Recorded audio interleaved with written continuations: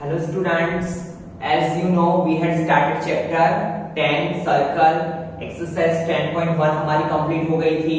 दो थियरम्स हमने देखे। 10.2 में भी काफी सारे क्वेश्चंस हमने कंप्लीट कर लिए, बट आज के जो क्वेश्चंस है प्रूफ है वाले वो बहुत ही इंपॉर्टेंट क्वेश्चन है, तो ध्यान देना। एक बार आपने उसका कॉन्सेप्ट समझ लिया तो आप खुद से भी उसे लिख सकते हो, ठीक है। तो यहाँ पे क्या बोलना चाहता है क्वेश्चन, वो कॉन्सेप्ट ही समझना है और उस तक हम कैसे पहुंचेंगे वो ही। क्वेश्चन थोड़े लेंथी होंगे बट इजी है, समझने में बहुत इजी है। तो एक बार अगर आपने अच्छे से ध्यान दिया तो ये आपको बहुत ही इजी पड़ेगा। बट अगर आपने ध्यान नहीं दिया, थोड़ा भी इधर उधर आपका माइंड डाइवर्ट हो गया, तो फिर इसको आप रट के भी नहीं कर सकते हो, ठीक है। तो अच्छे से ध्यान देना बेटा। आज हम बहुत ही कम क्वेश्चंस करेंगे और जो क्वेश्चंस करेंगे उसे बहुत ही अच्छे से करेंगे, ताकि ये क्वेश्चंस आपकी इंपॉर्टेंट है बोर्ड एग्जाम के लिए, ये आपके ट्रूथ हेड में आ सकते हैं, ठीक है। तो अच्छे से ध्यान देना। सी क्वेश्चन नंबर 9, क्वेश्चन नंबर 8 तक हमने पहले के लेक्चर में कंप्लीट कर लिया है।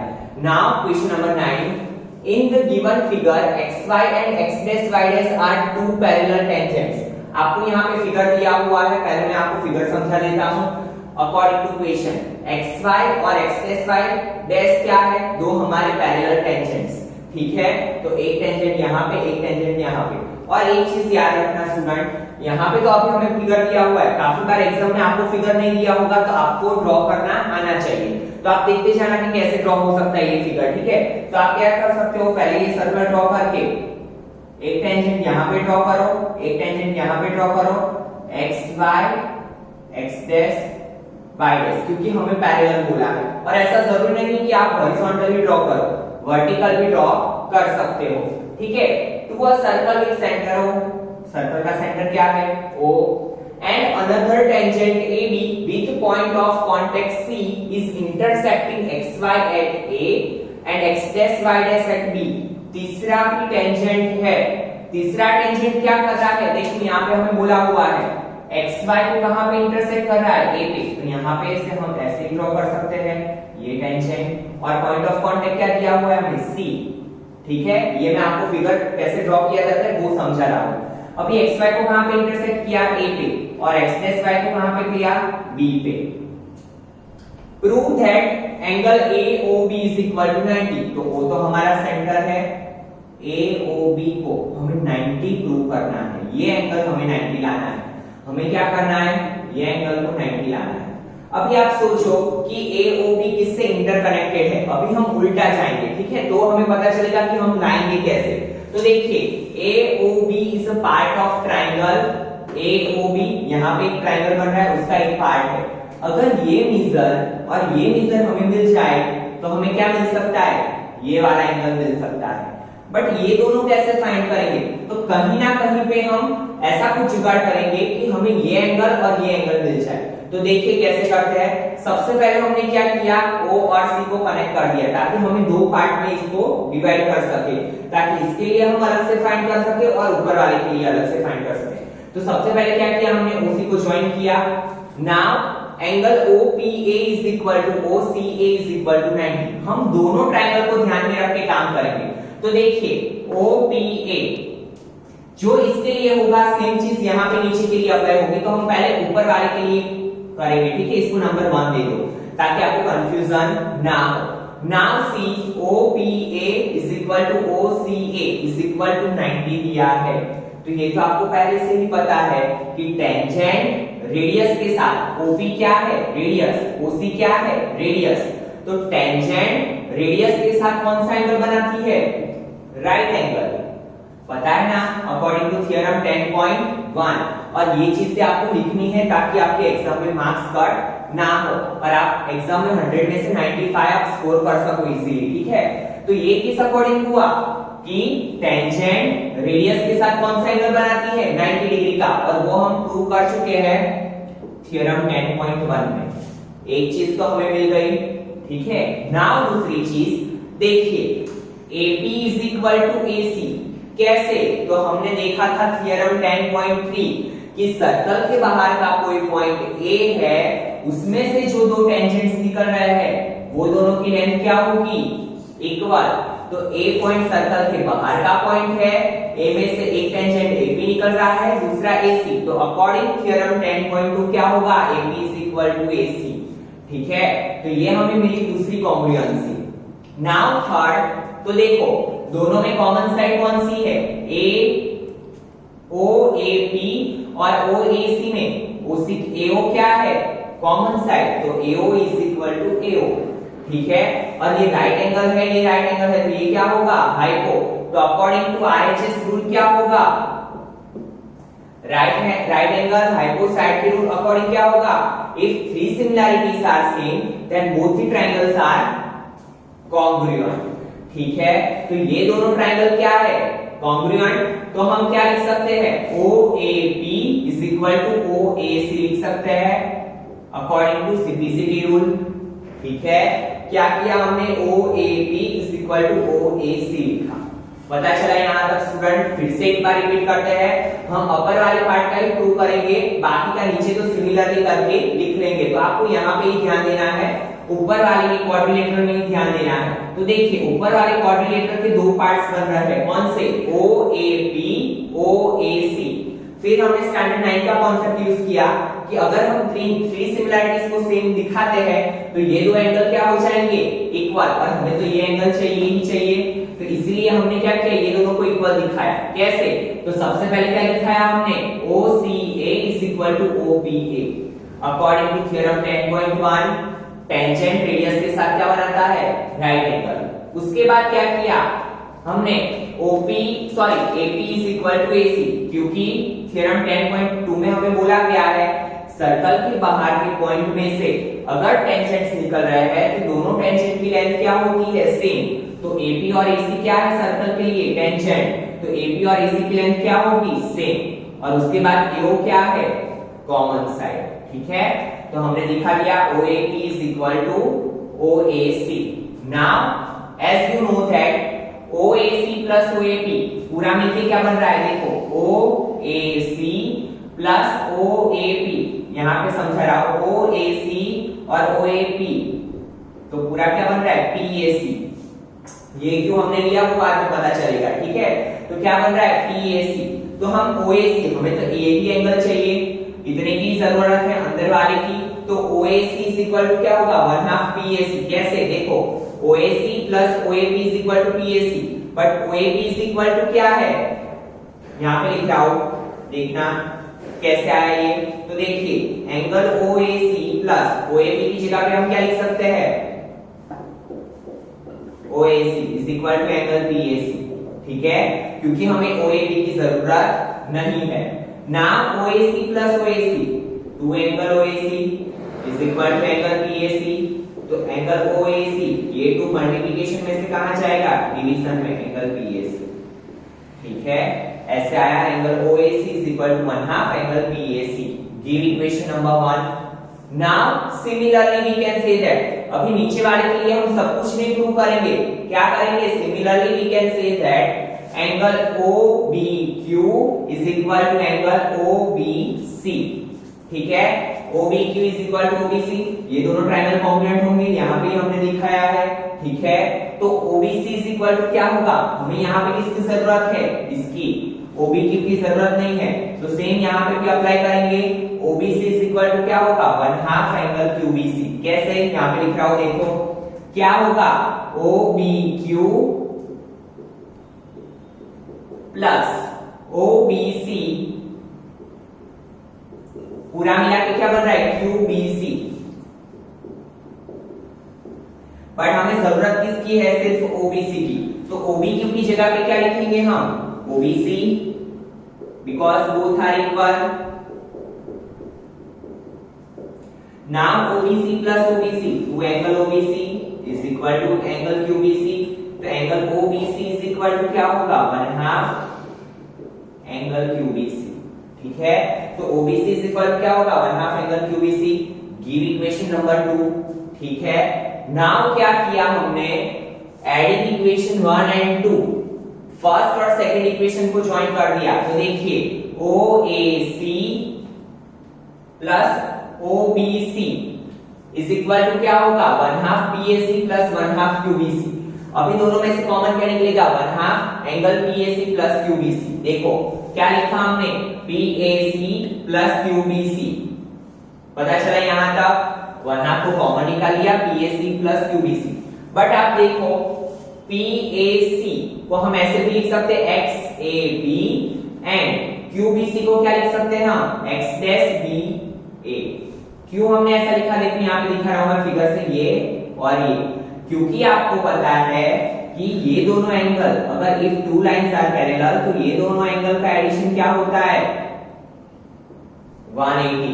इंटीरियर एंगल्स का एडिशन क्या होता है, सेम साइड और ट्रांसवर्सल इंटीरियर एंगल का एडिशन क्या होता है 180।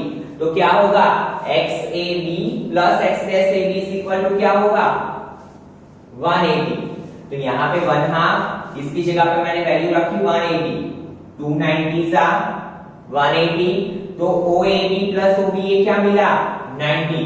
ये दोनों एंगल मिल गए, नाउ इन ट्रायंगल OAB कैसे अप्लाई होगा, OAB में OAB plus ABO plus BOA is equal to 180, क्योंकि in triangle addition of all the angles is 180। But ये दो तो क्या है 90, तो अगर इसको 90 को हम इस साइड लेके जाएंगे, यहां पे दिखा रहा हूं एंगल OAB प्लस OBA क्या है 90, हमें क्या फाइंड करना है angle AOB is equal to 180। So angle AOB is equal to क्या होगा 180 माइनस 90, तो एंगल AOB की वैल्यू क्या मिली 90 डिग्री। ठीक है, कैसा है 90 डिग्री ये समझाया। तो हमें ये एंगल फाइंड करना था, इसको क्या दिखाना था 90, तो हमने दिखा दिया। फिर से एक बार समझिए, फिगर में से क्या करना था, हमें AOB को 90 डिग्री दिखाना था। ये एंगल कैसे मिल सकता है, जब हमें दो एंगल के बारे में पता हो तो हमने क्या किया, सबसे पहले रेडियस को ज्वाइन किया, तो यहाँ पे दो क्वाड्रिलेटरल बन गए, दो क्वाड्रिलेटरल को हमने दो ट्रायंगल में पार्ट डिवाइड किया।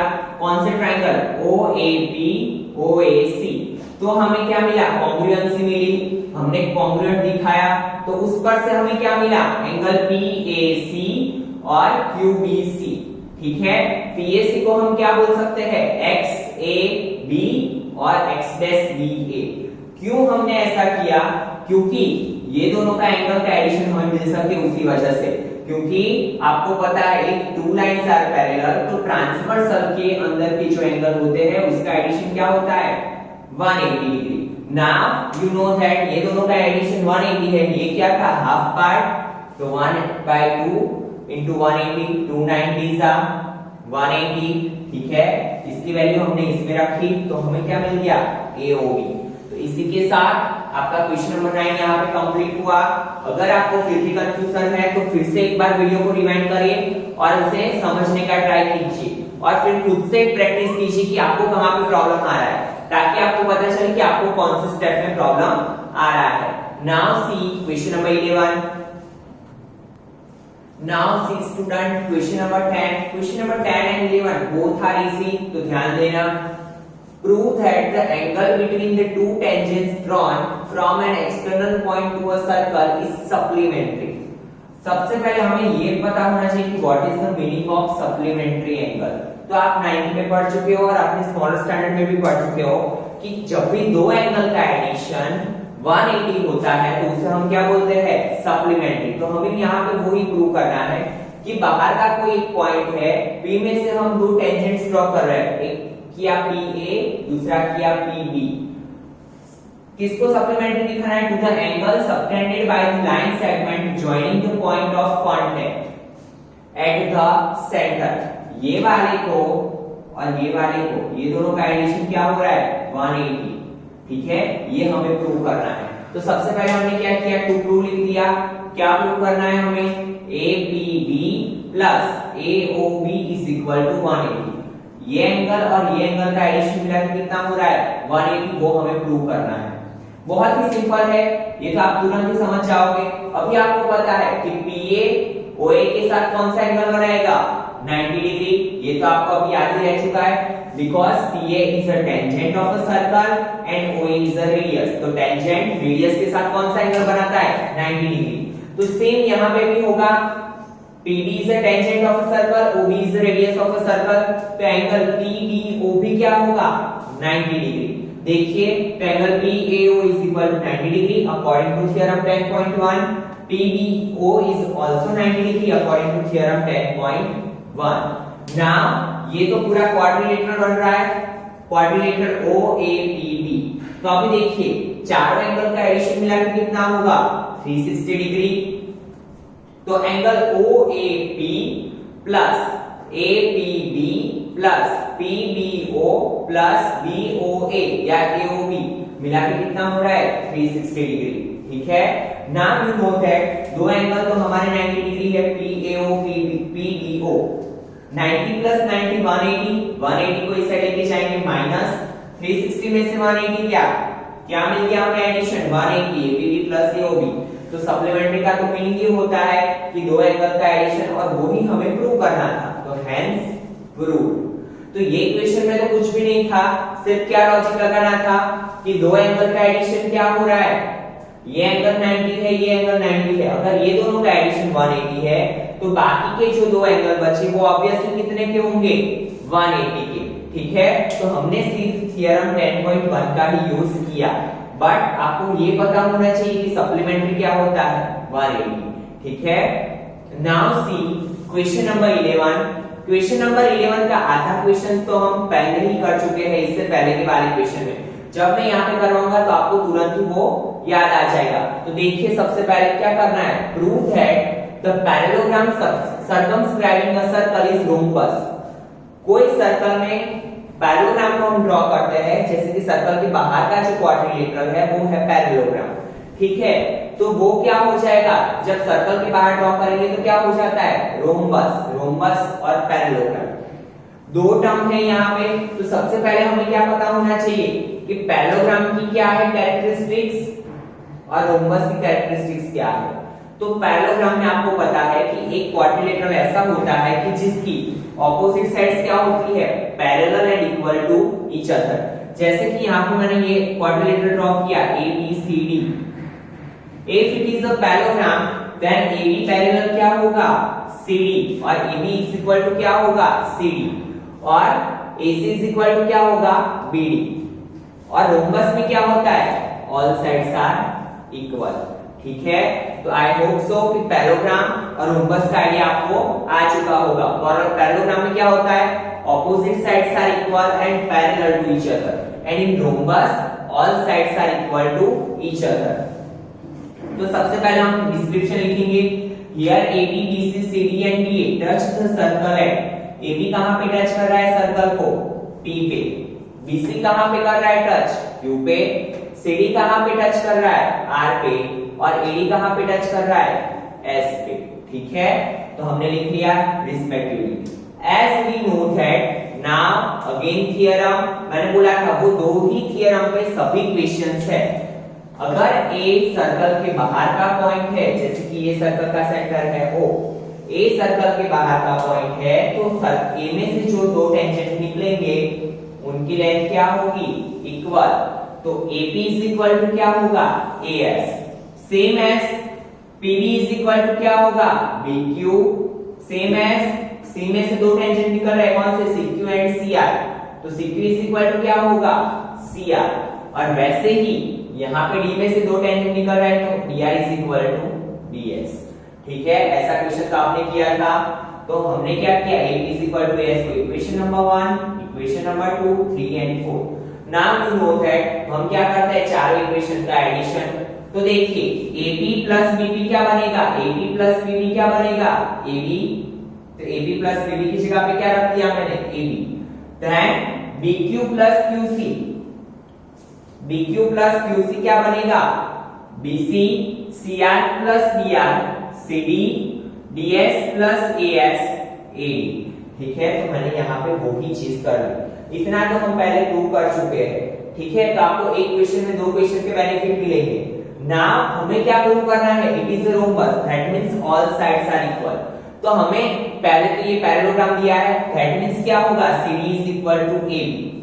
तो हम लिख सकते हैं but ABCD is a parallelogram, so AB is equal to CD and BC is equal to DA। तो CD की जगह पे मैंने क्या रखा AB रखा, तो AB plus AB is equal to BC से DA की जगह पे क्या रखा मैंने BC because both are equal, तो DA की जगह पे BC, CD की जगह पे AB, AB 2AB, BC BC 2BC, 2 cut, बचा क्या AB is equal to BC. Similarly we can say that AB is equal to BC, BC is equal to CD. अगर मैंने यहाँ पे AB की जगह पे CD रख दूंगा तो CD plus CD 2CD, और यहाँ पे क्या हो जाएगा BC plus BC 2BC, तो BC is equal to CD भी प्रूव कर सकते हैं, बट सब आपको दिखाने की जरूरत नहीं है। हम लिख सकते हैं similarly we can say that AB is equal to BC is equal to CD is equal to DA. Hence proved, हमने चारों साइड को इक्वल दिखा दिया। फिर से एक बार समझिए क्या है, ठीक है, हमें पैरेललोग्राम दिया हुआ है, यहाँ तक तो आप प्रूव कर चुके हैं। आगे की लाइन में हमें जो दिया है उसका ही हमने यूज किया, पैरेललोग्राम हमें दिया था तो हमने वही उसका ही यूज किया कि AB is equal to CD, BC is equal to AD। ध्यान क्या किया, CD की जगह पे AB रख दिया, DA की जगह पे BC रख दिया, 2 सामने सामने कट। तो आज हमने 3 क्वेश्चंस किए, तीन बहुत ही इंपॉर्टेंट है। लेक्चर को अच्छे से देखने के बाद खुद से ट्राई करना ताकि आपको पता चले कि आपको कितना समझ में आया, ठीक है स्टूडेंट। नाउ 2-3 क्वेश्चन बाकी है वो हम नेक्स्ट लेक्चर में कंप्लीट कर देंगे। Thank you students.